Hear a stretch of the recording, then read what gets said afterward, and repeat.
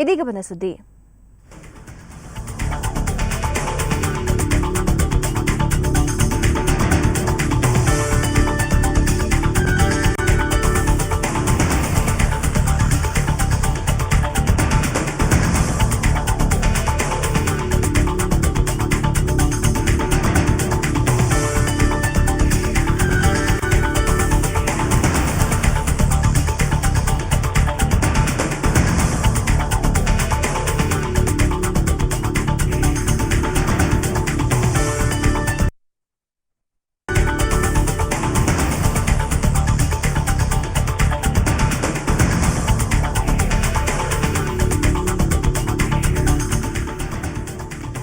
ಲೋಕಾಯುಕ್ತ ವರದಿಯಲ್ಲಿ HDK Jantakal mining ಪ್ರಕರಣ ವರದಿಯಾಗಿತ್ತು. ಅದಾದ ನಂತರ ಇವತ್ತು ಎಚ್ಡಿಕೆ ಮತ್ತು ಅವರ ಪತ್ನಿ ಅನಿತಾ ಕುಮಾರಸ್ವಾಮಿ ಲೋಕಾಯುಕ್ತ ಕೋರ್ಟ್ಗೆ ಹಾಜರಾಗಬೇಕಾಗಿತ್ತು. ಅದಕ್ಕೂ ಮುಂಚೆ ನಿರೀಕ್ಷಣಾ ಜಾಮೀನಿನ ಅರ್ಜಿ ವಿಚಾರಣೆ ಹೈಕೋರ್ಟ್ನಲ್ಲಿ ನಡೀತಾ ಇತ್ತು.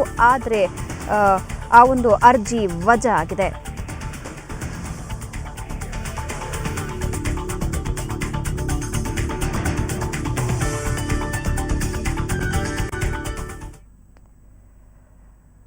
ಈ ಬಗ್ಗೆ ಮತ್ತಷ್ಟು ಮಾಹಿತಿ ನೀಡೋದಕ್ಕೆ ದೂರವಾಣಿ ಸಂಪರ್ಕದಲ್ಲಿದ್ದಾರೆ ನಮ್ಮ ಪ್ರತಿನಿಧಿ ಮಂಜುನಾಥ್. ಈಗಾಗಲೇ ಅರ್ಜಿ ವಜಾ ಆಗಿದೆ. ಮುಂದೆ ಎಚ್ಡಿಕೆ ದಂಪತಿಯ ನಡೆ ಹೇಗಿರುತ್ತೆ? ಭಾವನಾ, ಈ ತನಕ ಎಚ್ಡಿಕೆ ಅವರ ದಾರಿಯನ್ನು ಎಲ್ಲ ಮಾಧ್ಯಮ ಮತ್ತೆ ಎಲ್ಲರೂ ಕಾಯ್ತಾ ಇದ್ದಾರೆ. ಆದ್ರೆ ಇವತ್ತು ಈ ಹಿಂದೆ ನಿಗದಿಪಡಿಸಿದ್ದ ಹಾಗೆ ಇವತ್ತು ನಿರೀಕ್ಷಣಾ ಜಾಮೀನು ವಿಚಾರಣಾ ಅರ್ಜಿಯನ್ನು ಮೊದಲಿಗೆ ಕೈಗೆತ್ತಿಕೊಳ್ತೇವೆ ಅಂತ ಕೋರ್ಟ್ ಸೂಚನೆ ಕೊಟ್ಟಿತ್ತು. ಅದರಂತೆ ಈಗ ಪ್ರಥಮವಾಗಿ ಕೋರ್ಟ್ ಕಲಾಪ ಆರಂಭವಾದ ಕೂಡಲೇ ಒಂದು ನಿರೀಕ್ಷಣಾ ಜಾಮೀನು ಅರ್ಜಿಯ ವಿಚಾರಣೆಯನ್ನ ಕೈಗೆತ್ತಿಕೊಳ್ತು. ಅದೇ ಹಿನ್ನೆಲೆಯಲ್ಲಿ ವರಿ ರಿಜೆಕ್ಟ್ ಆಗಿದೆ ಅನ್ನುವಂತ ಒಂದು ಲೈನ್ ಆದೇಶ ಹೇಳುವ ಮೂಲಕ ಮುಂದಿನ ಅರ್ಜಿಯ ವಿಚಾರಣೆಗೆ ಹೋಯಿತು. ಹಾಗಾಗಿ ಅದರಲ್ಲಿ ಯಾವ ರೀತಿಯ ಗ್ರೌಂಡ್ಸ್ ಅನ್ನ ಕೋರ್ಟ್ ಮಾಡಿ ರಿಜೆಕ್ಟ್ ಮಾಡಿದ್ದಾರೆ ಅನ್ನುವಂಥದ್ದು ಇನ್ನು ತಿಳಿಬೇಕಾಗಿದೆ ಭಾವನಾ. ಈಗ ಹೈಕೋರ್ಟ್ನಲ್ಲೂ ಕೂಡ ಈ ಒಂದು ನಿರೀಕ್ಷಣಾ ಜಾಮೀನಿನ ಅರ್ಜಿ ವಿಚಾರಣೆ ಆರಂಭ ಆಗಿದೆ ಅಂತ ಹೇಳಲಾಗ್ತಾ ಇದೆ. ಮುಂದೆ ಯಾವೆಲ್ಲ ರೀತಿಯ ಆಯ್ಕೆಗಳು ಎಚ್ಡಿಕೆ ಮುಂದೆ ಇದೆ?